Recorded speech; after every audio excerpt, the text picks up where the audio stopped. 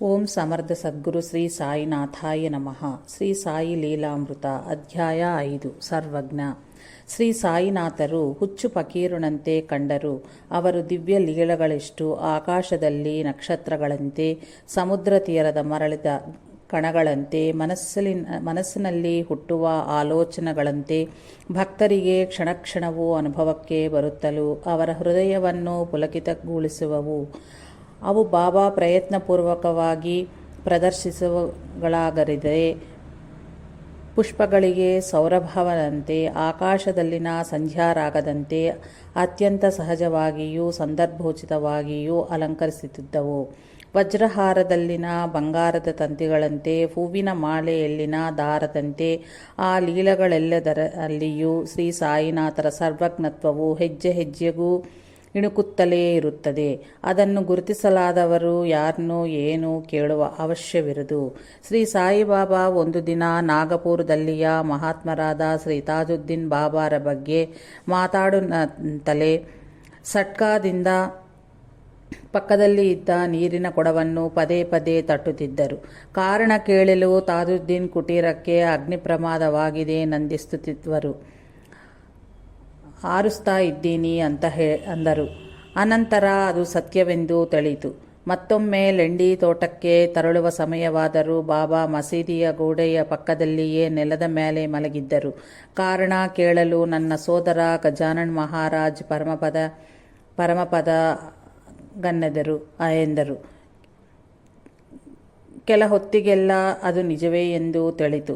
ಅಂದಿನ ಶೃಂಗೇರಿ ಪೀಠಾಧಿಪತಿಗಳಾದ ಶಂಕರಾಚಾರ್ಯ, ಶ್ರೀ ನೃಸಿಂಹ ಭಾರತಿ ಇಂದ ಸಾಕ್ಷಾತ್ ದತ್ತಾತ್ರೇಯ ಸ್ವರೂಪರೆಂದು ಸ್ತುತಿಸಲ್ಪಟ್ಟ ಶ್ರೀ ವಾಸುದೇವಾನಂದ ಸರಸ್ವತಿ ಸ್ವಾಮಿ ಟೆಂಬೆಸ್ವಾಮಿ ರಾಜಮಂಡ್ರಿಯಲ್ಲಿ ಮಕಾಂ ಮಾಡಿದ್ದರು. ನಾಂದೇಡಿನಿಂದ ಪುಂಡಲೀಕರಾವು ಅವರನ್ನು ದರ್ಶಿಸಿದ ಅನಂತರ ತಾನು ಶ್ರೀ ಸಾಯಿನಾಥರನ್ನು ದರ್ಶಿಸುವೆಂದನು. ಶ್ರೀ ವಾಸುದೇವಾನಂದ ಸರಸ್ವತಿ ಸ್ವಾಮಿ ತಮ್ಮ ಪಾದಯಾತ್ರೆಯಲ್ಲೊಮ್ಮೆ ಶೃಂಗೇರಿ ಜಗದ್ಗುರು ಶಂಕರಾಚಾರ್ಯರಾಗಿದ್ದ ಶ್ರೀ ನೃಸಿಂಹಭಾರತಿ ಸ್ವಾಮಿಯರ ದರ್ಶನ ಮಾಡಿದರು. ಆಗ ಶ್ರೀ ನೃಸಿಂಹಭಾರತಿ ಸ್ವಾಮಿಯವರನ್ನು ಬಹುವಾಗಿ ಸನ್ಮಾನಿಸಿ ತಮ್ಮ ಶಿಷ್ಯನೊಂದಿಗೆ ಅಯಂ ಹಿ ಭಗವಾನ್ ಸಾಕ್ಷಾತ್ ದತ್ತಾತ್ರೇಯೋ ಸ್ವಯಂ ಯತಿಃ, ಈ ಯತಿ ಸಾಕ್ಷಾತ್ ದತ್ತಾತ್ರೇಯರೇ ಎಂದು ಸ್ತುತಿಸಿದರು. ಆಗ ಶ್ರೀ ವಾಸುದೇವಾನಂದ ಸರಸ್ವತಿ ಸ್ವಾಮಿ ದಾಸಗಣರ ಈ ಮಾತನ್ನು ಕೇಳುತ್ತಿದ್ದೆಯೇ ಅತ್ಯಂತ ಸಂತೋಷದಿಂದ ಕರೆಮುಗಿದು, ಸನ್ಯಾಸಿಗಳಾದ ನಾವು ಯಾರಿಗೂ ನಮಸ್ಕರಿಸುವುದಿಲ್ಲ, ಆದರೆ ಶ್ರೀ ಸಾಯಿನಾಥರ ವಿಷಯವೇ ಬೇರೆ. ಈ ತೆಂಗಿನಕಾಯಿಯನ್ನು ನಮ್ಮ ಕಡೆಯಿಂದ ಅವರಿಗೆ ಸಮರ್ಪಿಸು. ಈ ತಮ್ಮನ್ನು ಯಾವಾಗಲೂ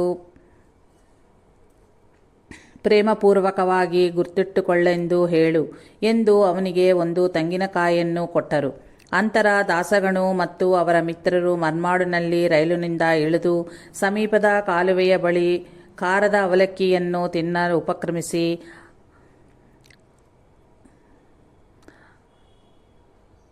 ಅಚಾತುರ್ಯದಿ ಆ ತೆಂಗಿನಕಾಯಿಯನ್ನು ಒಡೆದು ಅವಲಕ್ಕಿಯಲ್ಲಿ ಕಲಸಿಕೊಂಡು ತಿಂದರು. ಅವರೆಲ್ಲರೂ ಶಿರಡಿಯ ಸೇರುತ್ತದಂತೆಯೇ ಶ್ರೀ ಸಾಯಿ ದಾಸಗಣವನ್ನು ನೋಡುತ್ತಲೇ ನನ್ನ ಸೋದರನು ಕಳಿಸಿದ ತೆಂಗಿನಕಾಯಿ ಎಲ್ಲಿ ಎಂದು ಕೇಳಿದರು. ಆಗ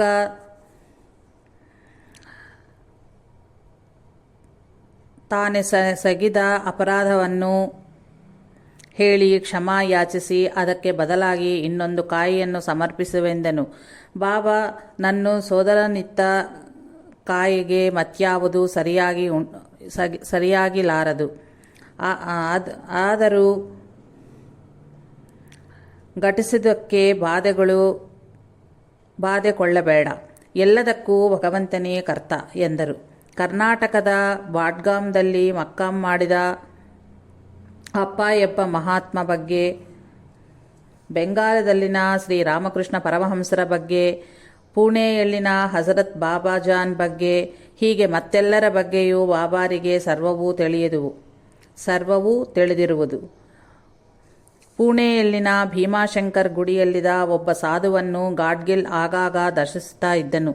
ಆ ಸಾಧು ಒಮ್ಮೆ ಗಾಡ್ಗಿಲ್ನನ್ನು ಶ್ರೀ ಸಾಯಿ ಮಹಾರಾಜರ ದರ್ಶನಕ್ಕೆ ಕಳುಹಿಸಿದನು. ಅವನು ಶಿರಡಿಯ ಸೇರಿ ಇಲ್ಲಿ ಯಾರಾದರೂ ಮಹಾತ್ಮರಿರುವರೇ ಎಂದು ವಿಚಾರಿಸಲು ಇಲ್ಲಿಯ ಮಸೀದಿನಲ್ಲಿ ಒಬ್ಬ ಹುಚ್ಚ ಫಕೀರು ಮಾತ್ರವೇ ಇರುವನು ಎಂದು ಹೇಳಿದರು. ಶ್ರೀ ಸಾಯಿ ಮುಸಲ್ಮಾನನೆಂಬ ಸಂಶಯ ಹೃದಯದಿಂದಲೇ ಗಾಡ್ಗಿಲ್ ಮಸೀದಿಯ ಸೇರಿದನು. ಆಗ ಬಾಬಾ, ನೀನು ಈ ಮಸೀದಿ ಒಳಗೆ ಬರಬೇಡ, ನಾನು ಮುಸಲ್ಮಾನನು, ನೀನು ಆ ಭೀಮಶಂಕರ ಆಲಯದಲ್ಲಿನ ಸಾಧುವಿನ ಕಾಲ ಮೇಲೇ ಬೀಳು ಎಂದು ಗರ್ಜಿಸಿದರು. ಹೆಂಗೆಯೇ ಒಮ್ಮೆ ಬಾಬಾ ಹಣ್ಣುಗಳನ್ನು ಮಿಠಾಯಿಗಳನ್ನು ಕೊಂಡು ಎಲ್ಲರಿಗೂ ಹಂಚಿದರು. ಅದಕ್ಕೆ ಕಾರಣ ಕೇಳಲು ಈ ದಿನ ಒಬ್ಬ ಮಹಾತ್ಮನ ದರ್ಬಾರಿನಿಂದ ಒಬ್ಬನು ಇಲ್ಲಿಗೆ ಬಂದಿರುವನು ಎಂದರು. ವಿಚಾರಿಸಲು ಆ ಭಕ್ತ ಸಮೂಹದಲ್ಲಿ ಹುಬ್ಳಿಯ ಶ್ರೀಗುರು ಸಿದ್ಧಾರೂಢ ಸ್ವಾಮಿಗಳ ಶಿಷ್ಯರೊಬ್ಬರು ಇರುವುದೆಂದು ತಿಳಿತು. ಇಂತಹ ಮಹಾಮಹಿಮರೆಲ್ಲರ ಬಗ್ಗೆಯೂ ಅನುಕ್ಷಣವೂ ತಿಳಿದುಕೊಳ್ಳಬಲ್ಲ ಸರ್ವಜ್ಞಮೂರ್ತಿಗಳಾದ ಶ್ರೀ ಸಾಯಿನಾಥರಿಗೆ ಸಾಮಾನ್ಯರಾದ ಸಾಧುಗಳ ಬಗ್ಗೆಯೂ ತಿಳಿದಿರುವುದು. ಬಾಬಾರ ಮಹಿಮೆಯನ್ನು ಕೇಳಿ 1911ರಲ್ಲಿ ಹರಿದ್ವಾರದಿಂದ ಸೋಮದೇವ ಸ್ವಾಮಿ ಎಂಬ ಸಾಧುವು ಶಿರಡಿಗೆ ಹೊರಟನು. ಅವನೇರಿದ ಟಾಂಗಾ ಶಿರಡಿಯ ಸಮೀಪಿಸಿದಂತೆಯೇ ಮಸೀದಿಯ ಮೇಲೆ ಕಟ್ಟಿದ ಧ್ವಜಗಳನ್ನು ದೂರದಿಂದ ನೋಡಿ, ಇವರು ನಿಜವಾದ ಸಾಧುವೇ ಆಗಿದ್ದಲ್ಲಿ ತಮ್ಮ ಕೀರ್ತಿಯನ್ನಿಂತು ಪ್ರಶಂಸಿಸಿಕೊಳ್ಳರು, ಇಂತಹವರನ್ನು ನೋಡಲು ಬಾರದು ಎಂದನು. ಆದರೆ ಸಂಗಡಿಗರ ಒತ್ತಾಯದ ಮೇಲೆಗೆ ಶ್ರೀ ಸಾಯಿ ಸಮರ್ಥರನ್ನು ದರ್ಶಿಸಿದಂತೆಯೇ ಅವನ ಹೃದಯವು ಪರಮಶಾಂತಿಯನ್ನು ಹೊಂದಿ ಆನಂದ ಬಾಷ್ಪಗಳು ಉರಿದವು. ಅಂತೂ ಚಿತ್ತಶಾಂತಿಯನ್ನು ಪ್ರಸಾದಿಸುವ ಸ್ಥಳವೇ ಯೋಗ್ಯವಾದ ಎಂದು ಹೇಳಿದ ತನ್ನ ಗುರುವಿನ ವಾಕ್ಯವು ಹಾಗೆ ಅವನಿಗೆ ಸ್ಮರಣೆ ಆಯಿತು. ಆದರೆ ಶ್ರೀ ಸಾಯಿ ಮಹಾರಾಜದವರು ಕ್ರೋಪಾದಿಕ್ತರಾಗಿ ಧ್ವಜಗಳನ್ನು ಪ್ರದರ್ಶಿಸಿಕೊಳ್ಳುವ ಈ ಕಪಟ ಸಾಧುವನ್ನು ನೋಡಲೂ ಬಾರದು. ಮತ್ತೆ ಸ್ವಸ್ಥಾನಕ್ಕೆ ಹಿಂದಿರುಗಿ ಹೋಗು, ಈ ಮಸೀದಿಯೊಳಗೆ ಬಂದಿಯೋ ಎಚ್ಚರಿಕೆ ಎಂದು ಗರ್ಜಿಸುವ ಮೂಲಕ ಗದರಿದರು. ಆ ಸಾಧು ಆಗ ಶ್ರೀ ಸಾಯಿಯ ಸರ್ವಜ್ಞತ್ವ ಮನಗಂಡು ಪಶ್ಚಾತ್ತಾಪದಿಂದ ಶರಣು ಬಂದು ಕ್ಷಮಾ ಯಾಚಿಸಿದನು.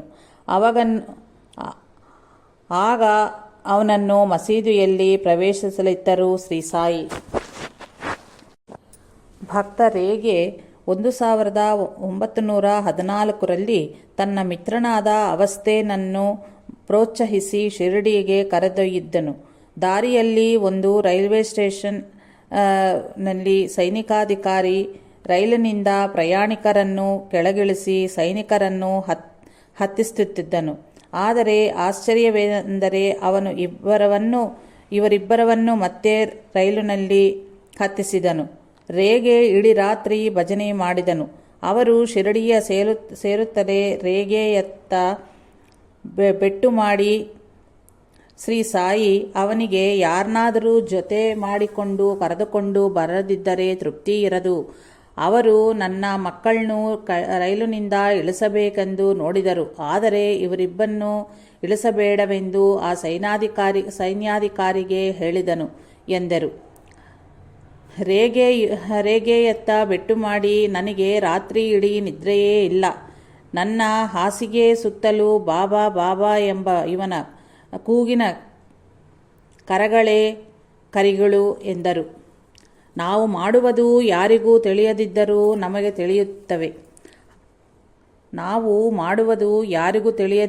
ನಮಗೆ ತಿಳಿಯುತ್ತದೆ. ಹಾಗೆಯೇ ನಮ್ಮೆಯಲ್ಲಿ ಎಲ್ಲವನ್ನೂ ತಿಳಿದುಕೊಳ್ಳುವುದು ಸಾಯಿನಾಥರು. ಹೌದು. ಒಮ್ಮೆ ಶ್ರೀಮತಿ ಕಣಿತ್ಕರ್ ದ್ರಾಕ್ಷಿ ಹಣ್ಣುಗಳನ್ನು ಸಮರ್ಪಿಸಿದಾಗ ಬಾಬಾ ಸಾದರ ಪ್ರೀತಿಯಿಂದ ಸ್ವೀಕರಿಸಿದನು. ಆದರೆ ತಕ್ಷಣವೇ ಅದರಿಂದ ಕೊಳೆತ ಹಣ್ಣುಗಳನ್ನು ಮಾತ್ರವೇ ತೆಗೆದುಕೊಂಡು ಮಿಕ್ಕ ಹಣ್ಣುಗಳನ್ನು ಹಿಂದಿರುಗಿ ಕೊಟ್ಟು ಬಿಟ್ಟನು. ಇವುಗಳನ್ನು ನಿಮ್ಮ ಮಕ್ಕಳಿಗೆ ಕೊಡು ಎಂದರು. ಇದರಿಂದ ಬಾಧೆಪಡುತ್ತಲೇ ಮನೆಯ ಸೇರಿದಳು. ಅನಂತರ ಶ್ರೀಮತಿ ಕಣಿತ್ಕರ್ ಮಗಳು, ಅಮ್ಮ, ನೀನು ಆ ಹಣ್ಣುಗಳನ್ನು ಬಾಬಾರಿಗೆ ಕೊಡುತ್ತಿದ್ದಂತೆಯೇ. ಅಯ್ಯೋ, ಬಾಬಾ ಆ ಹಣ್ಣುಗಳನ್ನು ಎಲ್ಲರಿಗೂ ಹಂಚಿಬಿಡುವರು. ಅವರು ತಿಂದ ಹಾಗೆಯೂ ಆಗದು, ಅಂತೆಯೇ ನಾವು ತಿಂದಂತೆಯೂ ಆಗದು ಎಂದನಿಸಿತು ಎಂದಳ ಮಗಳು. ಮನೋಭಾವನ ಹೆತ್ತ ತಾಯಿಗೆ ತಿಳಿಯದಿದ್ದರೂ ಶ್ರೀ ಸಾಯಿಗೆ ತಿಳಿದಿದೆ. ಒಂದು ಬಾರಿ ಗಾಡ್ಗಿಲ್ ಮಾವಿನ ಹಣ್ಣುಗಳನ್ನು ಸಮರ್ಪಿಸಲು ಸ್ವೀಕರಿಸಿ, ಆಹಾ, ಇವನು ಕೊಂಡುಕೊಂಡ ಎಲ್ಲ ಹಣ್ಣುಗಳನ್ನು ನನಗೆ ಸಮರ್ಪಿಸಿದನು. ಆದರೆ ಪಂಡಿತ್ ನನಗಾಗಿ ಕೊಂಡುಕೊಂಡ ಹಣ್ಣುಗಳಲ್ಲಿ ಕೆಲವನ್ನು ತಿಂದು ಮಿಕ್ಕಿದ ಹಣ್ಣುಗಳನ್ನು ಕೊಟ್ಟನು ಎಂದರು. ಪಂಡಿತ್ ನಾಚಿನರಾಗಿ ತಲೆ ತಗ್ಗಿಸಿದನು. ಚೋಳ್ಕರ್ ಎಂಬ ಬಡ ಗುಮಾಸ್ತನು ತಾನು ಪರೀಕ್ಷೆಯಲ್ಲಿ ಉತ್ತೀರ್ಣವಾಗಿ ಉದ್ಯೋಗ ದೊರೆತರೆ ಶಿರ್ಡಿಗೆ ಬಂದು ಕಳ್ಳು ಸಕ್ಕರೆ ಹಂಚುವೆಂದು ಹರಿಕೆ ಹೊತ್ತನು. ಅಂತೆಯೇ ಅವನು ಕೋರಿಕೆ ನೆರವೇರಿತು. ಅವನು ಪ್ರತಿನಿತ್ಯವೂ ಚಾನಲ್ಲಿ ಸಕ್ಕರೆ ಬೆರೆಸಿಕೊಳ್ಳುವುದು ನಿಲ್ಲಿಸಿ, ಆಗ ಕೂಡಿಟ್ಟಿದ್ದ ಹಣದಿಂದ ಶಿರ್ಡಿಯ ಸೇರಿ ಕಳ್ಳು ಸಕ್ಕರೆಯ ಹಂಚಿದನು. ಅನಂತರ ಜೋಗ್ನೊಂದಿಗೆ ಶ್ರೀ ಸಾಯಿ ಇವನನ್ನು ಕರೆದೊಯ್ದು ಹೆಚ್ಚಾಗಿ ಸಕ್ಕರೆ ಬೆರೆಸಿದ ಚಾವನ್ನು ನೀಡು ಎಂದರು ಬಾಬಾ. ದಾಸಗಣು ಅತ್ಯಂತ ಆಚಾರ ಪರಾಯಣನು. ಅವನು ಈರುಳ್ಳಿಯ ತಿನ್ನತ್ತಿರಲಿಲ್ಲ. ಒಂದು ಬಾರಿ ಅವನಿಗೆ ಈರುಳ್ಳಿ ಹುರಗಡ್ಲೆ ಕಳಿಸಿ ಪಿತಲ ತಯಾರು ಮಾಡಿ ಸ್ವಲ್ಪ ತಿಂದು ಅನಂತರ ತಮಗೆ ಅಂದರು. ಅವನದನ್ನು ತರುತ್ತಲೇ, ನೀನು ತಿಂದಿಯಾ ಎಂದು ಕೇಳಿದರು. ಅವನು ತಿಂದನು ಎಂದನೇ ಹೊರತು ನಿಜವಾಗಿಯೂ ಅವನು ಅದಕ್ಕೆ ಪ್ರತ್ಯಾಮ್ನಾಯವಾಗಿ ಅದನ್ನು ಬೆರಳಿನಿಂದ ಸ್ಪರ್ಶಿಸಿ ತುಟಿಗಳು ಗಡ್ಡಕ್ಕೂ ಸವರಿಸಿಕೊಂಡು ಮುಖವನ್ನು ತೊಳೆದುಕೊಂಡನು. ಶ್ರೀ ಸಾಯಿ ನಕ್ಕು, ಅವನಂತ ಈ ಕ್ರಿಯೆಯನ್ನು ಮಾಡಿದನು. ಯಥಾತಥವಾಗಿ ಹಾಗೆಯೇ ಮಾಡಿ ತೋರಿಸಿದರು. ಈರುಳ್ಳಿ ಅವನ ಪ್ರಕೃತಿಗೆ ಬಲು ಉಪಯೋಗಕಾರಿಯೆಂದು ತಿನ್ನೆಂದು ಹೇಳಿದರು. ಒಮ್ಮೆ ದೀಕ್ಷಿತ್ನಲ್ಲಿ ಮಸೀದಿಗೆ ಬರುತ್ತಲೇ ಬಾಬಾ, ನೀನು ತಾಂಬೂಲ ನೀಡಲಿಲ್ಲ ಎಂದು ಕೇಳಿ ತಾಂಬೂಲ ಪಡೆದರು. ದೀಕ್ಷಿತ್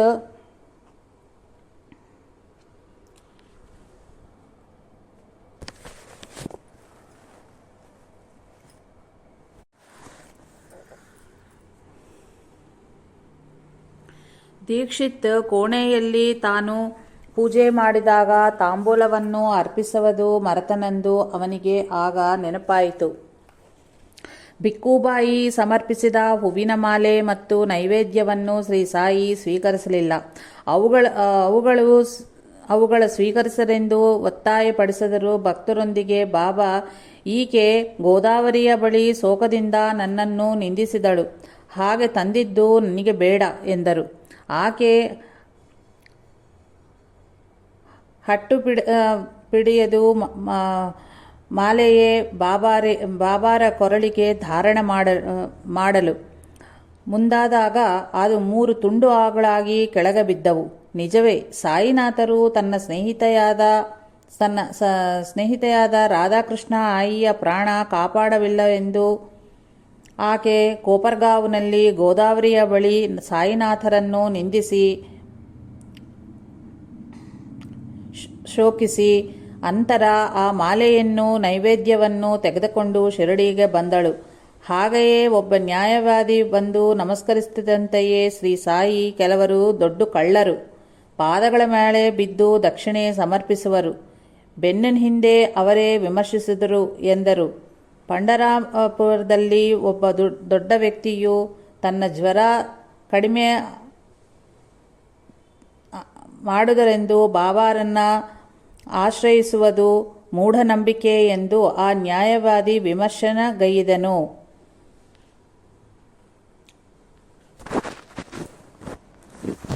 ಸದಾಶಿವ್ ಬೆಳಿಗ್ಗೆ 9 ಗಂಟೆಗೆ ಭೋಜನಗೈಯುವುದು ನಿತ್ಯ ಅಭ್ಯಾಸವಾಗಿತ್ತು.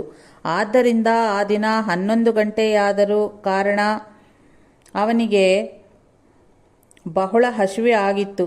ಆದರೆ ಅವನು ಸಂಕೋಚದಿಂದ ಮಸೀದಿಯಲ್ಲಿಯೇ ಕೂತುಳಿದ್ದನು. ಇಷ್ಟರಲ್ಲಿಯೇ ಒಬ್ಬ ಭಕ್ತ ಬಂದು ಬಾಬಾರಿಗೆ ಪಾಲುಕೋವನ್ನು ಸಮರ್ಪಿಸಿದರು. ಶ್ರೀ ಸಾಯಿ ಅದನ್ನು ಆತುರದಿಂದ ಸ್ವೀಕರಿಸಿ ಸದಾಶಿವಗೆ ಒಂದು ಪಾಲುಕೋವದ ಬಿಳ್ಳೆಯನ್ನು ಎಸೆದರು. ಅದನ್ನು ಅವನು ಪ್ರಸಾದವಾಗಿ ಮನೆಗೆ ತಗೊಂಡು ಹೋಗಬೇಕು ಅಂತ ಅಂದುಕೊಂಡನು. ಅದನ್ನು ನಿನಗೆ ಕೊಟ್ಟಿದ್ದು ಕೈಯಲ್ಲಿ ಇಟ್ಟುಕೊಳ್ಳೋದಕ್ಕೂ ಅಲ್ಲ ಎಂದರು ಬಾಬಾ. ಅದನ್ನು ತಿಂದ ತಕ್ಷಣವೇ ಅವನತ್ತ ಇನ್ನೊಂದು ಪಾಲುಕೋವದ ಬಿಳ್ಳೆಯನ್ನು ಎಸೆದರು. ಅವನದನ್ನು ಮನೆಗೆ ಪ್ರಸಾದವಾಗಿ ಇಟ್ಟುಕೊಳ್ಳುತ್ತಿದ್ದಂತೆಯೇ ಮತ್ತೆ ಶ್ರೀ ಸಾಯಿ ಮೊದಲಿನಂತೆಯೇ ಹೇಳಿದರು. ಅದನ್ನು ತಿಂದ ನಂತರ ಅವನ ಹಸಿವು ತೀರಿತು. ಒಂದು ಬಾರಿ ಹರಿಬಾವು ತನ್ನ ತಾಯಿಗೆ ಹೇಳದೆಯೇ ರಾಮೇಶ್ವರಕ್ಕೆ ಹೊರಟು ದಾರಿಯಲ್ಲಿ ಶಿರಡಿಗೆ ಬಂದನು. ಸಾಯಿ ಅವನ ಬಳಿಯ ಇದ್ದು ಹಣವನ್ನೆಲ್ಲ ದಕ್ಷಿಣೆಯಾಗಿ ತೆಗೆದುಕೊಂಡು, ಮನೆಗೆ ಹೋಗು, ರಾಮೇಶ್ವರ ನಿನಗಾಗಿ ಎದುರು ಹಸಿದುಕೊಂಡಿರುವುದು, ನೀನು ಹೋಗದಿದ್ದಲ್ಲಿ ಮರಣಿಸುವುದು ಎಂದರು. ಅವನು ಮನೆ ಸೇರುತ್ತದಂತೆಯೇ ಅವನ ತಾಯಿ ನಿರಾಹಾರ ಆಗಿ, ಬಾಬಾ, ನೀನು ಮಹಾತ್ಮನೇ ಆದಲ್ಲಿ ನನ್ನ ಮಗ ಮನೆಗೆ ಹಿಂದೆ ತಿರುಗು ಬರಬೇಕು ಎಂದು ದಿನವೂ ಪ್ರಾರ್ಥಿಸುತ್ತಿದ್ದಳೆಂದಳು ತಿಳಿತು. ತಾಯಿ ರಾಮೇಶ್ವರದಂಥ ಪವಿತ್ರವಾದವಳೆಂಬುದು ಬಾಬಾರ ಭಾವನೆ.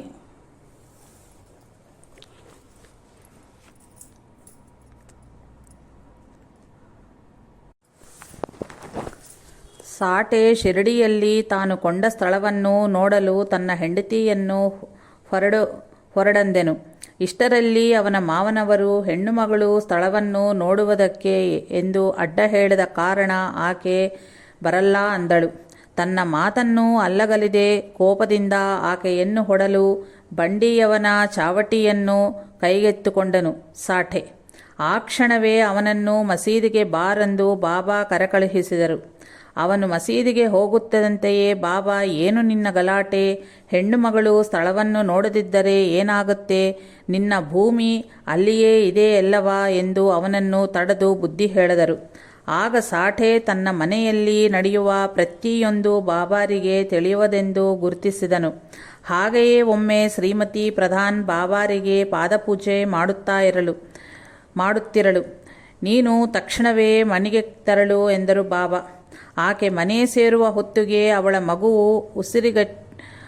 ಉಸಿರಿಟ್ಟು ಅಳುತ್ತಾ ಇದ್ಲು. ಆಕೆ ಮಗುವನ್ನು ಸಮಾಧಾನಪಡಿಸಿ ಮತ್ತೆ ದ್ವಾರಕಾಮಾಯಿಗೆ ತೆರಳಿದಳು. ಈಗ ಪೂಜೆಯನ್ನು ಸಂಪೂರ್ಣವಾಗಿ ಮಾಡಿಕೋ ಎಂದರು ಶ್ರೀ ಸಾಯಿ.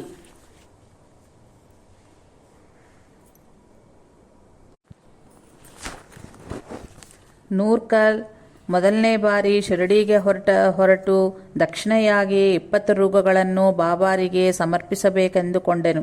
ಶ್ರೀ ಸಾಯಿನಾಥರನ್ನು ದರ್ಶಿಸಿ ಅವರ ದಿವ್ಯ ನೇತ್ರಗಳ ನೋಡುತ್ತಲಿಗೆ ಅಂತಹ ಮಹೋನ್ನತ ಮಹಾತ್ಮರನ್ನು ದರ್ಶಿಸುವುದು ಅಹೋಭಾಗ್ಯವೆಂದು ಆನಂದ ತುಂದಿಲಾದನು. ಬಾಬಾ ಕ್ಷಣವೇ ದಕ್ಷಿಣೆಯ ಕೊಡು ಅಂತ ಕೇಳಿದರು. ಅವನು ಒಂದು ಬಂಗಾರದ ನಾಣ್ಯವನ್ನು ಕೊಟ್ಟನು. ಶ್ರೀ ಸಾಯಿ ಸಮರ್ಥರು ಅದನ್ನು ಹಾಗೂ ಹೀಗೂ ತಿರುಗಿಸಿ ನೋಡುತ್ತಲೂ ಇದರ ಬೆಲೆ ಎಷ್ಟು ಎಂದು ಕೇಳಲು 15 ರೂಪಾಯಿಗಳು ಎಂದನು ನೂಲ್ಕರ್. ಸಾಯಿ ಅದನ್ನು ಹಿಂದೆ ತಿರುಗಿ ಕೊಟ್ಟು, ಇದನ್ನು ನೀನೇ ಇಟ್ಟುಕೊಂಡು ರೂಪಾಯಿಗಳನ್ನು ಕೊಡು ಅಂದರು. ಅವನಿತ್ತ 15 ರೂಗಳನ್ನು ತೆಗೆದುಕೊಂಡು, ನನಗೆ 10 ರೂಪಾಯಿಗಳೇ ತಲುಪಿವೆ, ಇನ್ನೂ 5 ರೂಪಾಯಿಗಳನ್ನು ಕೊಡು ಎಂದರು. ಆಗ ಅವನು ಆ ಮೊತ್ತವನ್ನು ಸಮರ್ಪಿಸಿದನು. ಈ ವಿಧವಾಗಿ ಅವನು ಸಮರ್ಪಿಸಬೇಕೆಂದುಕೊಂಡ 20 ರೂಗಳನ್ನು ಬಾಬಾ ತೆಗೆದುಕೊಂಡರು. ಅಂತೆಯೇ ಶ್ರೀಮತಿ ಬಾಪತ್ 4 ಆಣೆಗಳು ಸಮರ್ಪಿಸಿದಾಗ ಬಾಬಾ ನಗುತ್ತಲೇ, ಮಿಕ್ಕ 4 ಆಣೆಗಳನ್ನು ಕೊಡದಾಗಿ ಈ ಬಡ ಬ್ರಾಹ್ಮಣನ್ನು ಯಾಕೆ ಮೋಸಗೊಳಿಸ್ತಿ ಅಂತ ಅಂದರು. ಆಕೆ ನಾಚಿನೀರಾಗಿ ಮತ್ತೆ 4 ಆಣೆಗಳನ್ನು ಸಮರ್ಪಿಸಿದಳು. ಯಾಕಂದರೆ ಮೊದಲ ಆಕೆ 8 ಆಣೆಗಳನ್ನು ನೀಡಬೇಕೆಂದುಕೊಂಡು ಇದ್ದಳಂತೆ.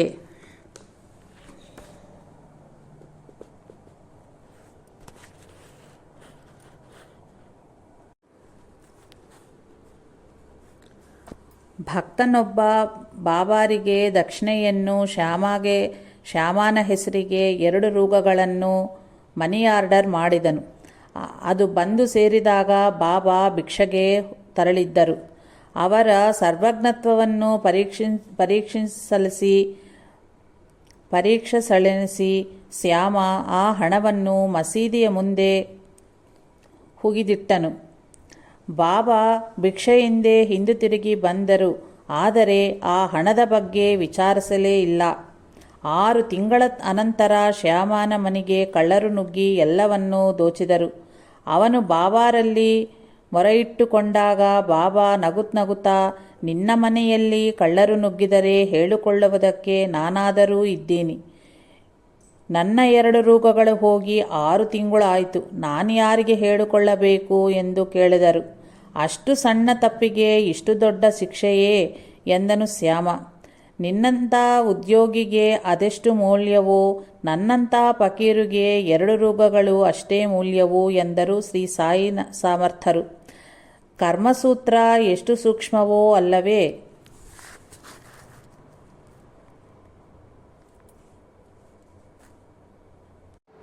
ಎಲ್ಲರನ್ನೂ ದಕ್ಷಿಣೆ ಕೇಳುತ್ತಿದ್ದ ಬಾಬಾ ಕೊಳಂಬೆಯನ್ನು ಮಾತ್ರ ಕೇಳಲಿಲ್ಲ. ತಾನು ಮದ್ಯ ಸೇವನೆಯನ್ನು ತ್ಯಜಿಸಿದ ಕಾರಣ ಶ್ರೀ ಸಾಯಿ ತನ್ನನ್ನು ಇಂತು ಗೌರವಿಸುತ್ತಿರವೆಂದು ಅವನು ಬಿಗುತ್ತಿದ್ದನು. ಶ್ರೀ ಸಾಯಿ ತಕ್ಷಣವೇ ಅವನನ್ನು ಕರೆಯಿಸಿ 2 ರೂಗಗಳ ದಕ್ಷಿಣೆ ಕೇಳಿ ಪಡೆದರು. ಗರ್ವವು ದೋಷವೇ? ಮತ್ತೊಬ್ಬ ಭಕ್ತನು ಶ್ರೀ ಸಾಯಿ ದಕ್ಷಿಣೆ ಕೇಳಲು ಇಲ್ಲವೆಂದು ಹೇಳಬಹುದೆಂದು ತನ್ನ ಬಳಿಯಿರುವ ಹಣವನ್ನು ಕೊಳಂಬೆ ಬಳಿ ಭದ್ರಪಡಿಸಿದನು. ಅವರಿಬ್ಬರೂ ಮಸೀದಿಯ ಸೇರುತ್ತಲೇ ಶ್ರೀ ಸಾಯಿ ಅವನಿಗೆ ಕೊಳಂಬೆಯನ್ನು ತೋರಿಸಿ ಅವನ ಬಳಿ ತೆಗೆದುಕೊಂಡು 2 ರೂಗಗಳ ದಕ್ಷಿಣೆ ಕೊಡು ಎಂದು ಹೇಳಿ ಪಡೆದರು. ದಾಸಗಣು ಶಿರಡಿಗೆ ಪಯಣಿಸುತ್ತಿರಲು ಗೋಪರ್ಗಾಂವದಲ್ಲಿ ಸ್ಟೇಷನ್ ಮಾಸ್ಟರ್ ಸಾಯಿನಾಥರನ್ನು ಹುಚ್ಚು ಫಕೀರನೆಂದು ನಿಂದಿಸಿದನು. ಬಾಬಾರನ್ನು ಪ್ರತ್ಯಕ್ಷವಾಗಿ ದರ್ಶಿಸಿ ನಂತರ ಮಾತನಾಡು ಎಂದು ಹೇಳಿ ದಾಸಗಣು ಅವನನ್ನು ಶಿರಡಿಗೆ ಕರೆತಂದೆನು. ಆಗ ಶ್ರೀ ಸಾಯಿನಾಥರು ಮಸೀದಿನಲ್ಲಿ ಕೊಡಗಳನ್ನು ಬೋರಳಿಸುತ್ತಿದ್ದರು. ಕಾರಣ ಕೇಳಿದ ಸ್ಟೇಷನ್ ಮಾಸ್ಟರ್ನೊಂದಿಗೆ ನನ್ನ ಬಳಿ ಬರುವ ಕೊಡಗಳೆಲ್ಲವೂ ತಲೆಕೆಳಗಾಗಿಯೇ ಬರುತ್ತಲಿವೆ ಎಂದರು. ಅಂದಂತೆಯೇ ಅವಿಶ್ವಾಸದಿಂದ ಬಂದವರ ಹೃದಯಗಳು ತಲೆಕಿಂದಳಾಗಿ ಕೊಡಗಳು ಅವುಗಳನ್ನು ಜ್ಞಾನದಿಂದ ತುಂಬಲಾಗದು. ವಿಶ್ವಾಸದಿಂದಲಾಗಲಿ ಅಥವಾ ಕೇವಲ ಜಿಜ್ಞಾಸೆಯಿಂದಲಾಗಲಿ ಬರುವ ಹೃದಯಗಳು ಸರಿಯಾದ ಕೊಡಗಳು. ಅವುಗಳನ್ನು ತುಂಬಬಹುದು. ಆದರೆ ಆಶ್ಚರ್ಯವೇನೆಂದರೆ ಈ ಮಾತಿನೊಂದಿಗೆ ಶ್ರೀ ಸಾಯಿ ಸಮರ್ಥರು ಅವನ ಹೃದಯವೆಂಬ ಕೊಡವನ್ನು ಸರಿ ಮಾಡಿದರು. ಆ ಕೊಡದಲ್ಲಿ ವಿಶ್ವಾಸ ಎಂಬ ಪವಿತ್ರ ಜಲವನ್ನು ತುಂಬಿದರು.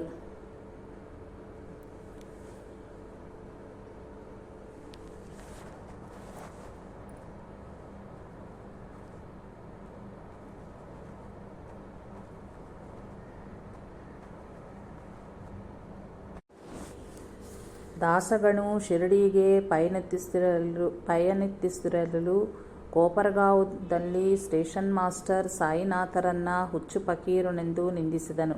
ಬಾಬಾರನ್ನು ಪ್ರತ್ಯಕ್ಷವಾಗಿ ದರ್ಶಿಸಿ ನಂತರ ಮಾತನಾಡು ಎಂದು ಹೇಳಿ ದಾಸಗಣು ಅವನನ್ನು ಶಿರಡಿಗೆ ಕರೆತಂದೆನು. ಆಗ ಶ್ರೀ ಸಾಯಿನಾಥರು ಮಸೀದಿನಲ್ಲಿ ಕೊಡಗಳನ್ನು ಬೋರಳಿಸುತ್ತಿದ್ದರು. ಕಾರಣ ಕೇಳಿದ ಸ್ಟೇಷನ್ ಮಾಸ್ಟರ್ ನೊಂದಿಗೆ ನನ್ನ ಬಳಿ ಬರುವ ಕೊಡಗಳೆಲ್ಲವೂ ತಲೆಕೆಳಗಾಗಿಯೇ ಬರುತ್ತಲಿವೆ ಎಂದರು. ಅಂದಂತೆಯೇ ಅವಿಶ್ವಾಸದಿಂದ ಬಂದವರ ಹೃದಯಗಳು ತಲೆಕೆಳಗಾದ ಕೊಡಗಳು. ಅವುಗಳನ್ನು ಜ್ಞಾನದಿಂದ ತುಂಬಲಾಗದು. ವಿಶ್ವಾಸದಿಂದಲಾಗಲಿ ಅಥವಾ ಕೇವಲ ಜಿಜ್ಞಾಸೆಯಿಂದಲಾಗಲಿ ಬರುವರ ಹೃದಯಗಳು ಸರಿಯಾದ ಕೊಡಗಳು. ಅವುಗಳನ್ನು ತುಂಬಬಹುದು. ಆದರೆ ಆಶ್ಚರ್ಯವೇನೆಂದರೆ ಈ ಮಾತಿನೊಂದಿಗೆ ಶ್ರೀ ಸಾಯಿ ಸಮರ್ಥರು ಅವನ ಹೃದಯವೆಂಬ ಕೊಡವನ್ನು ಸರಿ ಮಾಡಿದರು. ಆ ಕೊಡದಲ್ಲಿ ವಿಶ್ವಾಸವೆಂಬ ಪವಿತ್ರ ಜಲವನ್ನು ತುಂಬಿದರು. ಒಬ್ಬ ವ್ಯಕ್ತಿಯು ಶ್ರೀ ಸಾಯಿನಾಥರು ನಿಷ್ಕಾರಣವಾಗಿ ಕುಪಿತರಾಗುವುದ ಕಂಡು ಬಾಬಾ ಹುಚ್ಚರೆಂದು ತಿಳಿದು ತಾನು ಅಲ್ಲಿವರೆಗೂ ಇತ್ತ ಎಲ್ಲ ದಕ್ಷಿಣೆಯನ್ನು ಹಿಂಪಡೆಯಬೇಕೆಂದರನಿಸಿದನು. ಆದರೆ ಬಾಬಾ ಅವನು ಕೇಳುವ ಮೊದಲೇ ಅವನ ಹೆಂಡತಿಗೆ ಆ ದಕ್ಷಿಣೆಯ ಹಣವನ್ನು ಹಿಂದಿರುಗಿಸಿ, ಇಲ್ಲಿಯವರೆಗೂ ನೀವಿತ್ತ ದಕ್ಷಿಣೆ ನನಗೆ ಬೇಡ, ತೆಗೆದುಕೋ ಎಂದರು. ಇಲ್ಲಿಯವರೆಗೂ ಎಲ್ಲೆಲ್ಲಿಯೋ ಇದ್ದ ಮನುಜರ ಸ್ಥಿತಿಗತಿಗಳು, ಹೃದಯಗತ ಭಾವಗಳು ಬಾಬಾರಿಗೆ ಅನುಕ್ಷಣವೂ ತೆರೆದ ಪುಸ್ತಕದ ಪುಟಗಳಂತೆ ಹೇಗೆ ತಿಳಿಯುತ್ತಾ ಇದ್ದವೋ ಗಮನಿಸಿದವು. ಎಲ್ಲೆಲ್ಲಿ ಯಾವ ಭಕ್ತರು ಆಪತ್ತಿನಲ್ಲಿ ಇರುವರೋ, ಅವರಿಗೇನು ಘಟಿಸಲಿದೆಯೋ ಅದು ಅವರಿಗೆ ಸರ್ವವಿದಿತ. ಅವರಿಗೆ ಶ್ರೇಯೋದಾಯಕವಾದಲ್ಲಿ ಅಂತಹ ಆಪತ್ತನ್ನು ನಿವಾರಿಸುತ್ತಿದ್ದರು. ಯಾವಾಗಲಾದರೂ ಬಾಬಾ ತಮ್ಮ ಕೈಗಳನ್ನು ಶಂಖದಂತ ಸೇರಿಸಿ ಊದಿದಲ್ಲಿ ಅದು ಯಾವುದೋ ಭಕ್ತನ ಮರಣವನ್ನು ಸೂಚಿಸುತ್ತಿತ್ತು. ಒಂದು ದಿನ ಹಾಗೆ ಮಾಡಿ, ನಾನಾ ಸಾಯಲಿದ್ದಾನೆ, ಆದರೆ ನಾನು ಸಾಯಗೂಡುವನೇ ಎಂದರು. ಅದರ 8ನೇ ದಿನ ನಾನಾ ಚಾಂದೋರ್ಕರ್ ಶಿರಡಿಗೆ ಬಂದನು. ಸರಿಯಾಗಿ ಬಾಬಾ ಹಾಗೆ ಹೇಳಿದ ಸಮಯದಲ್ಲೇ ತಾನು ಪ್ರಯಾಣಿಸುತ್ತಿದ್ದ ಕುದುರೆ ಬಂಡಿಯು ತಲೆಕೆಳಗಾಗಿ ಅವನು ಕುದುರೆಯ ಕಾಳಬಳಿ ಬಿದ್ದನು. ಆದರೂ ಅವನಿಗ ಯಾವ ಆಪತ್ತು ಘಟಿಸಲಿಲ್ಲವೆಂದು ಹೇಳಿದನು. ಒಂದು ಬಾರಿ ಶ್ರೀ ಸಾಯಿನಾಥ ಮಹಾರಾಜರು ತಮಗೆ ಉದರ ಸೂಲೆ ಇದೆ ಎಂದು ಹೇಳಿ ಒಂದು ಬಟ್ಟೆಯ ಹೊಟ್ಟೆಗೆ ಸುತ್ತಿಕೊಂಡು ಭಕ್ತರನ್ನು ಆ ಬಟ್ಟೆಯ 2 ತುದಿಗಳನ್ನು ಹಿಡಿದುಕೊಂಡು ಬಿಗಿಯಾಗಿ ಮತ್ತಷ್ಟು ಬಿಗಿಯಾಗಿ ಎಳೆಯರೆಂದು ಹೇಳಿ ಕಡೆಗೆ ಬಾಬಾ ಬಾಧೆ ತಗ್ಗಿತು ಅಂದರು.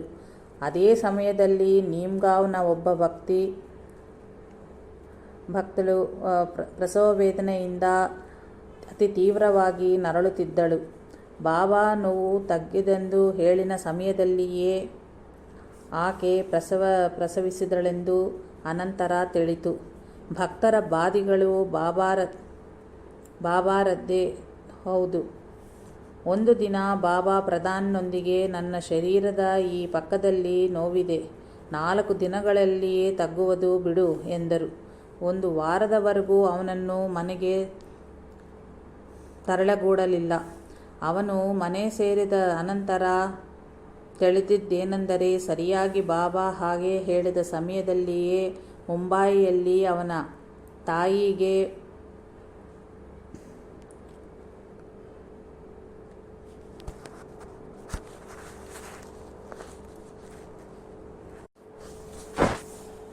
ಪಾರ್ಶ್ವವಾಯು ಬಡಿಯಿತು.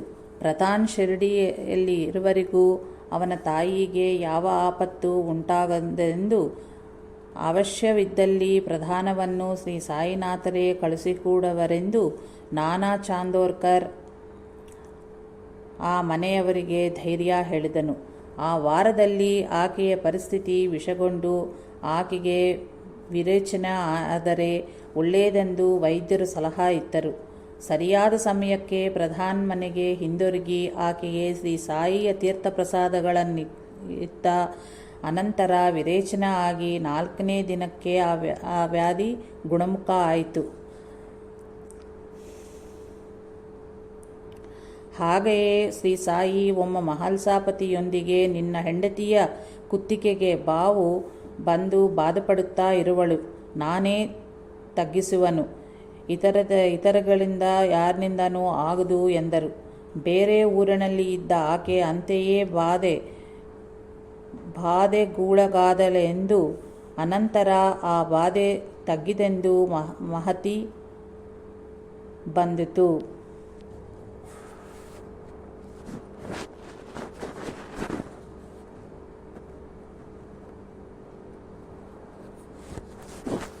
ಯಾವಾಗಲಾದರೂ ಶ್ರೀ ಸಾಯಿ ಭಕ್ತರಿಗೆ ಇಂತಹ ಬಾಧೆಗಳನ್ನು ತೊಲಗಿಸಿದ್ದಲ್ಲಿ ಅದಕ್ಕೆ ಬಲವಾದ ಯಾವುದೋ ಕಾರಣವಿರುತ್ತಿತ್ತು.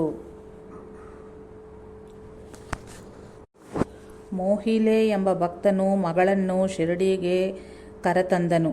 ಈ ಹೆಣ್ಣು ಮಗುವಿಗೆ ಮೇಲ್ತುಟಿ ಸೀಳಿತ್ತು. ಶ್ರೀ ಸಾಯಿ ನಾನು ಈ ಮಗುವನ್ನು ಸರಿಮಾಡಬಲ್ಲನು. ಆದರೆ ದೇವಕೋಟಿಗೆ ಸೇರಿದ ಈ ಮಗುವು ಇಷ್ಟರಲ್ಲಿಯೇ ಮರಣಿಸಲಿದೆ ಎಂದರು. ಅಂತೆಯೇ ಆಯಿತು. ಮಾನವರ ಬಗ್ಗೆ ಮಾತ್ರವೇ ಅಲ್ಲವೋ, ಸರ್ವ ಪ್ರಾಣಕೋಟಿಯ ಬಗ್ಗೆಯೂ ಯಾವ ಸಮಯದಿ ಏನು ಸಂಭವಿಸುವುದೋ, ಮುಂದೇನು ಸಂಭವಿಸಲಿದೆಯೋ ಬಾಬಾರಿಗೆ ವಿದಿತವಾಗಿದ್ದಿತು. ಒಂದು ದಿನ ಮಸೀದಿಯಲ್ಲಿ ಹಲ್ಲಿ ಲೊಚಗೊಟ್ಟುತ್ತಿರಲು ಒಬ್ಬ ಭಕ್ತನು ಅದು ಶುಭಶಕನವೋ ಅಥವಾ ದುಷ್ಟಶಕನವೋ ಎಂದು ಕೇಳಿದನು. ಆಗ ಶ್ರೀ ಸಾಯಿ ಸಮರ್ಥರು, ಇದರಲ್ಲಿ ಶಕುನವೇನಿದೆ? ಔರಂಗಾಬಾದಿನಿಂದ ತನ್ನ ತಂಗಿ ಬರುತ್ತಿರುವುದಾಗಿ ಸಂತೋಷಿಸುತ್ತದೆ ಎಂದರು. ಅಂದಿನ ಮಧ್ಯಾಹ್ನ ಒಬ್ಬ ಭಕ್ತನು ಕುದುರೆಯ ಮೇಲೆ ಸವಾರಿಗೊಂಡು ಶಿರಡಿಗೆ ಬಂದು ಅದನ್ನು ದ್ವಾರಕಾಮಾಯಿ ಮುಂಭಾಗದಲ್ಲಿ ಕಟ್ಟಿದನು. ಅದಕ್ಕೆ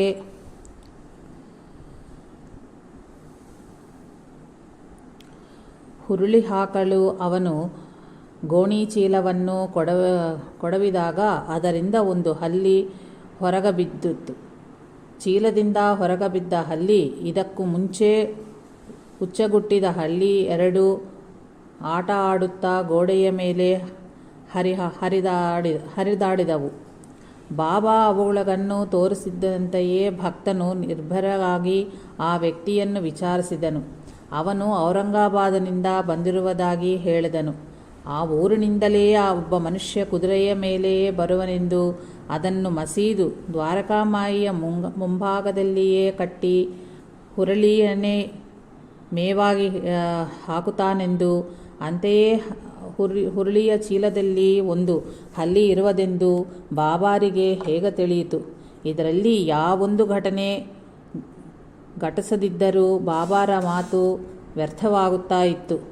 ಹಾಗೆಯೇ ಒಂದು ದಿನ ಮಹಲ್ಸಾಪತಿಯೊಂದಿಗೆ, ನಿನ್ನ ಮನೆಯ ಬಳಿ 2 ಹಾವುಗಳಿವೆ ಎಂದರು ಶ್ರೀ ಸಾಯಿ. ಅವನು ಮನೆಯ ಸೇರುವವಳಿಗೆ ಅವನ ಮನೆಯ ಬಾಗಿಲ ಬಳಿ ಒಂದು ಹಾವು, ಪಕ್ಕದಲ್ಲಿ ಇದ್ದೆಯೇ ಕುಂಬಾರನ ತಲೆಯ ಬಳಿ ಮತ್ತೊಂದು ಹಾವು ಕಂಡವು. ಮತ್ತೊಮ್ಮೆ ಶ್ರೀ ಸಾಯಿ ತಮ್ಮ ಕೈಯನ್ನು ಹಾವಿನಂತ ಮಾಡಿ ತೋರಿಸಿ, ರಾತ್ರಿ ನೀನು ಬರಬೇಕಾದಾಗ ಆ ಕಳ್ಳ ಎದುರಾಗುತ್ತಾನೆ, ನಿನ್ನೊಂದಿಗೆ ಲಾಂತರು ತಂದುಕೋ ಎಂದರು. ಅವನು ಆ ರಾತ್ರಿ ಲಾಂತರ ಹಿಡಿದು ಬರುತ್ತಿರಲು ದಾರಿಯಲ್ಲೂ ಒಂದು ಹಾವು ಎದುರಾಯಿತು. ಶ್ರೀ ಸಾಯಿ ಸಮರ್ಥರು ಏನು ಮಾಡಿದರೂ ಅತ್ಯಂತ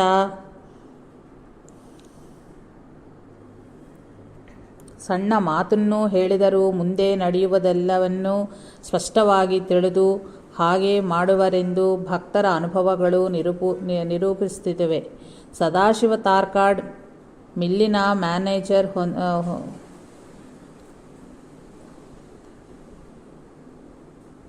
ಉದ್ಯೋಗಕ್ಕೆ ರಾಜೀನಾಮೆ ಇತ್ತು.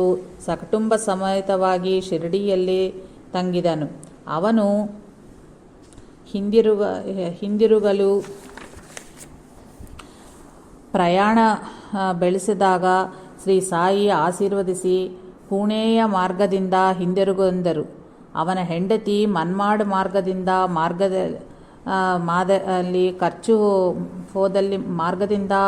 ಹೋದರೆ ಖರ್ಚು ತಗ್ಗುವುದೆಂದು ಎಷ್ಟು ವಿಧರಲ್ಲಿ ಹೇಳಿದರನು ಅವನು ಮಾತ್ರ ಶ್ರೀ ಸಾಯಿ ಹೇಳಿದಂತೆಯೇ ಪುಣೆಯೇ ಸೇರಿ ಒಬ್ಬ ಸ್ನೇಹಿತನ ತಂಗಿದನು.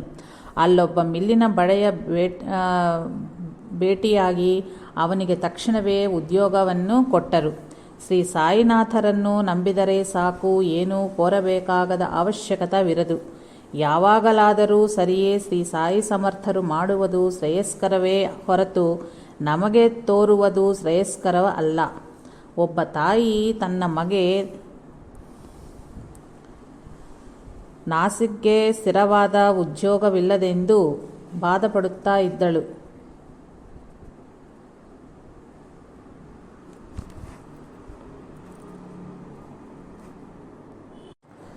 ಒಬ್ಬ ತಾಯಿ ತನ್ನ ಮಗೆ ನಾರ್ಕೆಗೆ ಸ್ಥಿರವಾದ ಉದ್ಯೋಗವಿಲ್ಲದೆಂದು ಬಾಧಪಡುತ್ತಾ ಇದ್ದಳು. ಒಂದು ದಿನ ಬಾಬಾ ಆಕೆಗೆ, ನಿನ್ನ ಮಗನನ್ನು ಪುಣೆಯಲ್ಲಿ ಸ್ಥಿರಪಡಿಸುವನು ಎಂದರು. ಅಂತೆಯೇ ನಾರ್ಕೆಗೆ 1917ರಲ್ಲಿ ಪುಣೆಯಲ್ಲಿ ಸ್ಥಿರವಾದ ಉದ್ಯೋಗ ಲಭಿಸಿತು.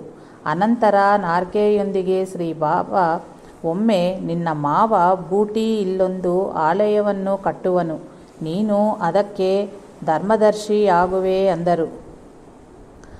ಅಂತೆಯೇ ಬೂಟಿ 1918ರಲ್ಲಿ ಈಗಿನ ಸಮಾಧಿ ಮಂದಿರವನ್ನು ಕಟ್ಟಿಸಿದನು. ಅನಂತರ ಅದಕ್ಕೆ ನಾರ್ಕೆ ಧರ್ಮದರ್ಶಿಯಾದನು. ಒಂದು ಬಾರಿ ಬಾಬಾರಿಗೆ ಯಾರೋ ಭಕ್ತರು ಮಾವಿನ ಹಣ್ಣುಗಳನ್ನು ಕಳಿಸಿದ್ದರು. ಬಾಬಾ ಅವುಗಳನ್ನು ಭಕ್ತರಿಗೆ ಹಂಚುತ್ತಲೇ ಇವು ದಾಮ್ಯಾಗೆ ಎಂದು 8 ಹಣ್ಣುಗಳನ್ನು ಬಗಲಿಗಿಟ್ಟರು. ಅವನು ಇಲ್ಲಿ ಇಲ್ಲವೇ ಅಂದರೆ, ಶ್ರೀ ಸಾಯಿ ಅವನು ಈಗಲೇ ಕೋಪರಗಾಂವ್ ಸೇರಿರುವನು, ಕೆಲ ಹೊತ್ತಿಗೆ ಬರುವನು ಎಂದರು. ಹಾಗೆಯೇ ಕೆಲ ಹೊತ್ತಿನಲ್ಲಿಯೇ ದಾಮೋದರ್ ರಾಸ್ನೆ ಬಂದನು. ಅಷ್ಟರಲ್ಲಿಯೇ ಆ ಹಣ್ಣುಗಳಿಂದ 4 ಹಣ್ಣುಗಳನ್ನು ಮಕ್ಕಳೆತ್ತುಕೊಂಡು ಹೋದರು. ಶ್ರೀ ಸಾಯಿ ದಾಮ್ಯಾ ಈ ಹಣ್ಣುಗಳನ್ನು ತಿಂದು ಸಾಯಿ ಎಂದರು. ಅವನು ಹೆದರುತ್ತಿರಲು ಬಾಬಾ ನಕ್ಕು, ಅವುಗಳನ್ನು ನಿನ್ನ 2ನೆಯ ಹೆಂಡತಿಗೆ ಕೊಡು. ಮೊದಲು ನಿನಗೆ 2 ಗಂಡು ಮಕ್ಕಳು ಜನಿಸುವರು. ಮೊದಲನೆಯವನಿಗೆ ದೌಲತ್ ಶಾ ಎಂದು, 2ನೇಯವನಿಗೆ ತಾನಾಶಾ ಎಂದು ಹೆಸರಿಡು ಎಂದರು. ದಾಮೋದರ್ ರಾಸ್ನೆ ಬಹುಕಾಲದಿಂದ ಸಂತಾನವಿರಲಿಲ್ಲ. ಶ್ರೀ ಸಾಯಿನಾಥರು ಈ ಪ್ರಸಾದವಿತ್ತ 1 ವರ್ಷಕ್ಕೆ ಮಗ ಹುಟ್ಟಿದನು. ಆ ಮಗವನ್ನು ಬಾಬಾರಿಗೆ ತೋರಿಸಿ ಅವನಿಗೆ ಏನೆಂದು ಹೆಸರಿಡಬೇಕೆಂದು ರಾಸ್ನೆ ಕೇಳಿದನು. ದೌಲತ್ ಶಾ ಎಂದು ಹೇಳಿದ್ದೀನಲ್ವಾ ಎಂದರು ಬಾಬಾ. ದಾಮ್ಯಾಗೆ ಒಟ್ಟು 8 ಮಂದಿ ಮಕ್ಕಳಾಗಿ 4 ಜೀವಿಸಿದರು. ಒಂದು ದಿನ ಬಾಲಕ್ರಾಮ್ ಮಗ ಶಿರಡಿಗೆ ಹೊರಡುತ್ತಿರುವುದಾಗಿ ಹೇಳಲು ಬಾಬಾರಿಗೆ ಏನಾದರೂ ಸಮರ್ಪಿಸಬೇಕೆಂದುಕೊಂಡು ಶ್ರೀಮತಿ ತಾರ್ಕಾಡ್ ಅದರಲ್ಲಿ ಮನೆಯಲ್ಲಿ ಈಗಾಗಲೇ ನಿವೇಶಿಸಿದ ಪಾಲುಕೋವಾದ ಬಿಳ್ಳೆಯೂ ಹೊರತು ಬೇರೇನೂ ಇರಲಿಲ್ಲ. ಅದರೊಂದಿಗೆ ಬಾಲಕ್ರಾಮ್ಗೆ ಮೈಲಿಗೆ ಬೇರೆ ಇತ್ತು. ಆದರೂ ಬಾಬಾರಿಗೆ ಭಕ್ತಿಯೇ ಪ್ರಧಾನವೆಂದು ತಿಳಿದು ಅದನ್ನೇ ಕಳುಹಿಸಿದಳು. ಬಾಲಕ್ರಾಮ್ ಶಿರಡಿಯ ಸೇರಿದ ಅನಂತರ ಆ ಪಾಲುಕೋವಾದ ವಿಚಾರವನ್ನು ಮರೆತುಬಿಟ್ಟನು. ಬಾಂದ್ರಾದಿಂದ ನನಗೇನು ತಂದಿರುವೆ ಎಂದು ಬಾಬಾ ಎಷ್ಟು ಬಾರಿ ಕೇಳಿದರೂ ಅವನಿಗೆ ನೆನಪೇ ಆಗಲಿಲ್ಲ. ಕಡೆಗೆ ಬಾಬಾ, ಈ ತಾಯಿ ನನಗೆ ಮಿಠಾಯಿ ಕಳುಹಿಸಿತಲ್ವಾ ಎಂದರು. ಅವನಿಗೆ ಆಗ ನೆನಪಾಗಿ ತಕ್ಷಣವೇ ಪಾಲುಕೋವಾದ ಆ ಬಿಳ್ಳೆಯನ್ನು ತಂದು ಸಮರ್ಪಿಸಿದನು. ಬಾಬಾ ಅದನ್ನು ಅತ್ಯಂತ ಪ್ರೀತಿಯಿಂದ ಸ್ವೀಕರಿಸಿ ಸೇವಿಸಿದರು. ನಮ್ಮ ಹೃದಯದಿ ಶೋಕವಿಲ್ಲದಿದ್ದರೆ ಮೈಲಿಗೆ ಸೋಕಿದರೂ ಬಾಬಾರ ಪೂಜೆಯನ್ನು ನಿಲ್ಲಿಸಬೇಕಾಗಿಲ್ಲ. ಒಂದು ಬಾರಿ ನಾನಾ ಚಾಂದೋರ್ಕರ್ ಮತ್ತು ಒಬ್ಬ ಹರಿಕಥಾ ದಾಸನೊಂದಿಗೆ ಶಿರಡಿಯಿಂದ ಹಿಂದಿರುಗಲು ಹೊರಟಾಗ ಬಾಬಾ ಅವರನ್ನು ಭೋಜನಗೈದು ಹೊರಟಿರಿ ಅಂದರು. ಆ ಹರಿಕಥಾ ದಾಸರು ಅವಸರಿಸಿ ಭೋಜನಗೈಯದೆ ಹೊರಟು ಹೋದನು. ನಾನಾ ಚಾಂದೋರ್ಕರ್ ಮಾತ್ರ ಬಾಬಾ ಹೇಳಿದಂತೆಯೇ ಭೋಜನಗೈದು ಹೊರಟನು. ನಾನಾ ಸಾಹೇಬ್ ಚಾಂದೋರ್ಕರ್ ರೈಲ್ವೆ ಸ್ಟೇಷನ್ ತಲುಪುವವರೆಗೂ ರೈಲು ಬರಲೇ ಇಲ್ಲ. ಹರಿಕಥಾದಾಸನು ಹಸಿವೆಯಿಂದ ಬಳಲಬೇಕಾಗಿ ಬಂದಿತು. ಆ ದಿನ ರೈಲು ಅಷ್ಟು ತಡವಾಗಿ ಬರುತ್ತದೆಂದು ಬಾಬಾರಿಗೆ ತಿಳಿದಿದೆ. ಹಾಗೆಯೇ ಬೆಳಿಗ್ಗೆ 8 ಗಂಟೆಗೆ ಮುಂಬಯಿ ಸೇರಬೇಕೆಂದು ಸಂಬಾರೆ ಹೊರಟನು. ಬಾಬಾ ಅವನಿಗೆ ಊದಿಯನ್ನು ಪ್ರಸಾದಿಸಿ ಮಧ್ಯಾಹ್ನಕ್ಕೆ ಸೇರುವೆ ಹೋಗು ಎಂದರು. ರೈಲು 4.25 ತಾಸು ತಡವಾಗಿ ಅವನು ಮುಂಬಯಿ ಮಧ್ಯಾಹ್ನವೇ ತಲುಪಲಾದನು. ನಾರ್ಕರ್ 1915ರಲ್ಲಿ ಒಂದು ದಿನ ಹೊರಡಲು ಅನುಮತಿ ಬೇಡಿದಾಗ ಬಾಬಾ ರೈಲು ದೊರಕುವುದು, ಹೋಗು ಎಂದರು. ಅವನು ಕೋಪರ್ಗಾಂವ್ ಬಳಿ ನದಿ ದಾಟವನ್ನು ಸೇರುವಷ್ಟರಲ್ಲೇ ಕತ್ತಲಾಯಿತು. ನದಿಯಲ್ಲಿ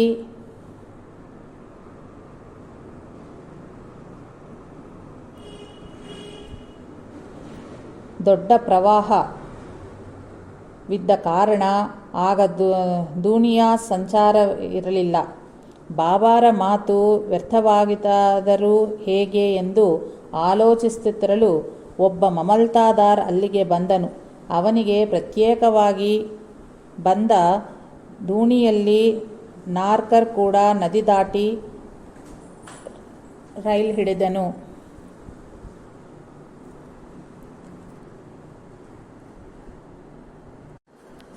ಅವನಿಗಾಗಿ ಪ್ರತ್ಯೇಕವಾಗಿ ಬಂದ ದೋಣಿಯಲ್ಲಿ ನಾರ್ಕರ್ ಕೂಡ ನದಿ ದಾಟಿ ರೈಲೇರಿದನು. ಕಾಕಾ ಮಹಾಜನಿ ಶಿರಡಿಯಲ್ಲಿ 1 ವಾರ ಇರಬೇಕೆಂದುಕೊಂಡು ಬಂದನು. ಅವನನ್ನು ನೋಡುತ್ತಲೇ, ಬಾಬಾ, ನೀನು ಮನೆಗೆ ಯಾವಾಗ ಹಿಂದಿರುಗುತ್ತೀಯಾ ಎಂದರು. ನೀವು ಹೇಳಿದಾಗೆ ಎಂದನು ಕಾಕಾ. ಹಾಗಿದ್ದಲ್ಲಿ ನಾಳೆಯೇ ಹೊರಡು ಎಂದರು ಶ್ರೀ ಸಾಯಿ. ಅವನು ಮರುದಿನ ಮುಂಬೈ ಸೇರುವ ಹೊತ್ತಿಗೆ ಕಚೇರಿಯಲ್ಲಿ ಮೇಲಿನ ಅಧಿಕಾರಿಗೆ ಜ್ವರ ಬಂದು ಆ ದಿನ ಕಾಕಾ ತಪ್ಪದೆ ಕಚೇರಿಗೆ ಹೋಗಬೇಕಾಗಿ ಬಂತು. ಧೂಮಳ್ನ ಅನುಭವ ಮತ್ತೊಂದು ಬಗೆಯಾಗಿ ಇತ್ತು. ಧೂಮಳ್ ಮರುದಿನ ನೀಫಾಡ್ನ ನ್ಯಾಯಾಲಯದಲ್ಲಿ ಹಾಜರಾಗಿರಬೇಕಾಗಿತ್ತು. ಅವನು ಮಾರ್ಗ ಮಧ್ಯದಲ್ಲಿ ಬಾಬಾರನ್ನು ದರ್ಶಿಸಲು ಬಾಬಾ ಅವನನ್ನು 1 ವಾರ ಕಾಲ ಶಿರ್ಡಿಯಲ್ಲಿಯೇ ಉಳಿಸಿಕೊಂಡರು. ಅನಂತರ ಅವನು ನೀಫಾಡ್ ಸೇರುವ ಒಳಗೆ ನ್ಯಾಯಾಧಿಕಾರಿಗೆ ಜ್ವರ ಬಂದು ಕಾರಣ ವಿಚಾರಣೆಯನ್ನು ಆ ದಿನಕ್ಕೆ ಮುಂದೂಡಿದರೆಂದು ತಿಳಿಯಿತು. ಜೋಗ್ ಬಳಿ ಒಬ್ಬ ವ್ಯಕ್ತಿ 1,400 ರೂಗಳ ಸಾಲ ಪಡೆದು ಪತ್ರದ ವಾಯಿದೆ ಗಡುವು ದಾಟಿದರೂ ಸಾಲ ತಿರುಗಿಕೊಳ್ಳಿಲ್ಲ. ಒಂದು ದಿನ ಜೋಗ್ ಅವನ ಬಳಿ ತೆರಕಳಿಸಿದುವಾಗ ಬಾಬಾ ನಕ್ಕಿ, ನಿನ್ನ ಹಣವೆಲ್ಲಿಯೂ ಹೋಗದು, ಪ್ರಶಾಂತವಾಗಿ ಕೂತುಕೋ, ಅದೇ ಬರುವುದು ಎಂದರು. ಜೋಗ್ ಕೋಪದಿಂದ, ನಾನು ಅಲ್ಲಿಗೆ ಹೋದರೂ ಕೂಡ ದಾವೆ ಮಾಡದೇ ಇದ್ದರೆ ಹೇಗೆ ಕೊಡುವನು?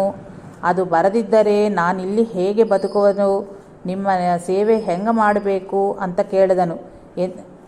ಬಾಬಾ ಹೊರಡಲ ಅನುಮತಿ ನೀಡದ ಕಾರಣ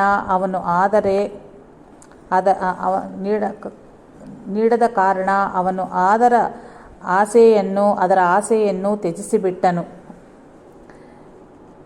ಇತ್ತ ಗಡುವು ತೀರಿತು. ಆದರೆ ಅನಂತರ ಆ ವ್ಯಕ್ತಿ ಬಂದು 1,400 ರೂಗಳನ್ನು ಕೂಡ ಬಂದನು. ಆದರೆ ಜೋಗ್ ಬಡ್ಡಿಯೊಂದಿಗೆ ಕೊಟ್ಟರೆ ಮಾತ್ರವೇ ಆ ಹಣವನ್ನು ಮುಟ್ಟಿದನೆಂದು ಹಠ ಹಿಡಿದನು. ಆದರೆ ಬಡ್ಡಿ ಇಲ್ಲದೆಯೇ ತೆಗೆದುಕೊಳ್ಳದೆಂದು ಶ್ರೀ ಸಾಯಿ ಹೇಳದ ಕಾರಣ ಜೋಗ್ ಆ ಹಣವನ್ನು ಬಾಬಾರಿಗೆ ಅರ್ಪಿಸಿದನು. ಶ್ರೀ ಸಾಯಿ ಅದರಲ್ಲಿ ಸ್ವಲ್ಪ ಮಾತ್ರ ತೆಗೆದುಕೊಂಡು ಮಿಕ್ಕಿದ್ದನ್ನು ಅವನಿಗೆ ಹಿಂದಿರುಗಿಸಿದನು. ಅನ್ಯತ್ರ ಗತಿಯಿಲ್ಲದಿದ್ದರೆ ಮಾತ್ರವೇ ಬಡ್ಡಿ ತೆಗೆದುಕೊಳ್ಳಬೇಕೆಂದು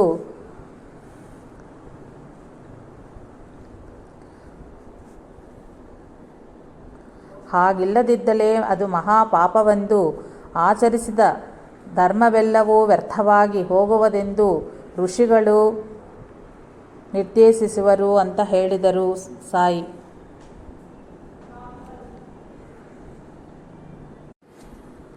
ನಮ್ಮ ಮನೋಪ್ರವೃತ್ತಿಗಳನ್ನು ಆಧರಿಸಿಯೇ ಬಾಬಾರ ಲೀಲೆಗಳು ಅನುಭವ ಆಗುವವು. ಬಾಬಾರಲ್ಲಿ ಯಾವ ವಿಧವಾದ ವಿಶ್ವಾಸವೂ ಇಲ್ಲದೆ ಅವರನ್ನು ಪರೀಕ್ಷಿಸುವ ಸಲುವಾಗಿ ಶಿರಡಿಗೆ ಬಂದ ಹರಿಕಾನೋಬಾ ತನ್ನ ಹೊಸ ಚಪ್ಪಲಿಯ ಜೊತೆಯನ್ನು ಮಸೀದಿಯ ಮುಂದೆ ಬಿಟ್ಟು ಅವು ಕಾಣುವಂತೆಯೇ ಒಳಗೆ ಕುಳಿತನು. ದುರಭಿಮಾನವಶದಿಂದ ಅವನು ಸಾಯಿನಾಥರ ಮುಂದೆಯೂ ತನ್ನ ತಲೆಯ ಮೇಲಿದ್ದ ಜರಿ ಪೇಟನ್ನು ತೆಗೆದೂ ಇಲ್ಲ. ಅವನು ಹೊರಗೆ ಬಂದು ನೋಡುವ ಒಳಗೆ ಚಪ್ಪಲಿ ಇರಲಿಲ್ಲ. ಅವನು ಭೋಜನಗೈದು ವಿಚಾರಗ್ರಸ್ತವಾಗಿ ತನ್ನ ತಂಗುದಾಣವ ತಲುಪಿದ ಅನಂತರ ಒಬ್ಬ ಹುಡುಗ ಆ ಚಪ್ಪಲಿ ಜೊತೆಯನ್ನು ತನ್ನ ರೋಲಿಗೆ ಸಿಕ್ಕಿಸಿಕೊಂಡು, ಹರಿ ಕಾ ಬೇಟಾ ಜರಿ ಕಾ ಬೇಟಾ, ಹರಿಯ ಮಗ ಜರಿ ಪೇಟ ಇಟ್ಟುಕೊಳ್ಳಿರುವನು ಯಾರು ಎಂದು ಕೂಗುತ್ತಾ ಬರುತ್ತಿದ್ದನು. ಅವನನ್ನು ಕರೆದು ವಿಚಾರಿಸಲು ಸಾಯಿ ಆ ಹುಡುಗನಿಗೆ ಚಪ್ಪಲಿ ಜೊತೆಯನ್ನಿತ್ತು ಈ ವಿಧವಾಗಿ ವಿಚಾರಿಸಿ ಅವುಗಳನ್ನು ಅದರ ಒಡೆಯನಿಗೆ ನೀಡದೆಂದು ಹೇಳಿರುವರೆಂದು ತಿಳಿಯಿತು. ಶ್ರೀ ಸಾಯಿ ಸಮರ್ಥರಿಗೆ ತನ್ನ ಹುಟ್ಟು ಪೂರ್ವೋತ್ತರಗಳು ತಿಳಿಯದೆ ಎಂದು ಕಾನೋಬಾ ಅರಿತನು. ಇಂತಹ ಮಹಾಮಹಿಮಾನ್ವಿತರನ್ನು ಸದಾ ಸರ್ವದಾ ಸ್ಮರಣೀಯಗೈಯಲು ಅವರ ಪಟವನ್ನು ಬಳಿಯ ಇಟ್ಟುಕೊಳ್ಳುವುದು ಸಮಂಜಸವೇ ಆಗದೆ, ಅದರ ಅಷ್ಟು ಮಾತ್ರ ಸಾಲದು. ಒಂದು ದಿನ ಕೆಲ ಯುವಕರು ಬಾಬಾರ ಭಾವಚಿತ್ರ ಫೋಟೋ ತೆಗೆದುಕೊಳ್ಳವೆಂದು ಶ್ಯಾಮನನ್ನು ಕೇಳಿದರು. ಬಾಬಾ ಲೆಂಡಿ ತೋಟದಿಂದ ಹಿಂದಿರುವ ಸಮಯದಲ್ಲಿ ಸಾಠೇವಾಡದ ಬಳಿ ನಿಲ್ಲಿಸುವೆಂದು, ಆಗ ಫೋಟೋ ತೆಗೆದುಕೊಳ್ಳರೆಂದು ಅವರೊಂದಿಗೆ ಶ್ಯಾಮ ಗುಪ್ತವಾಗಿ ಹೇಳಿದನು. ಅನಂತರ ಲೆಂಡಿ ತೋಟದಿಂದ ಹಿಂದಿರುಗಿ ಬರುವಾಗ ಬಾಬಾ, ಶ್ಯಾಮ, ಏನಿದು ಗದ್ದಲ, ಫೋಟೋ ತೆಗಿಬೇಡ ಅಂತ ಹೇಳು ಹುಡುಗರಿಗೆ ಅಂದರು.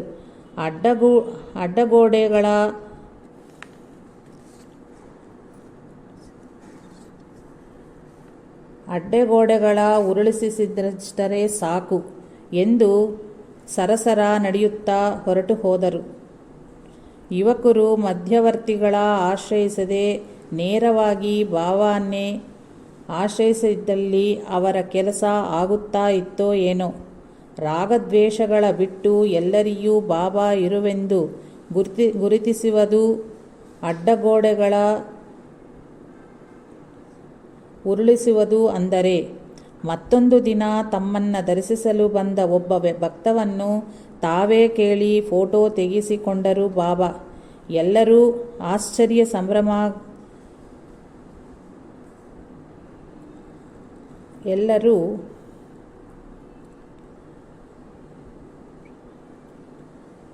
ಸಂಭ್ರಮಕ್ಕೊಳಗಾದಾಗ ಫೋಟೋ ತೆಗೆದ ವ್ಯಕ್ತಿ ಇಂತೂ ಹೇಳಿದನು, ನಾನು ಶಿರಡಿಗೆ ಹೊರಟಾಗ ಹೇಗಾದರೂ ಮಾಡಿ ಶ್ರೀ ಸಾಯಿಯೇ ಫೋಟೋ ತೆಗೆದುಕೊಳ್ಳೆಂದು ನನ್ನ ಮಿತ್ರ ಜೋಶಿ ಕ್ಯಾಮರಾ ಇತ್ತನು.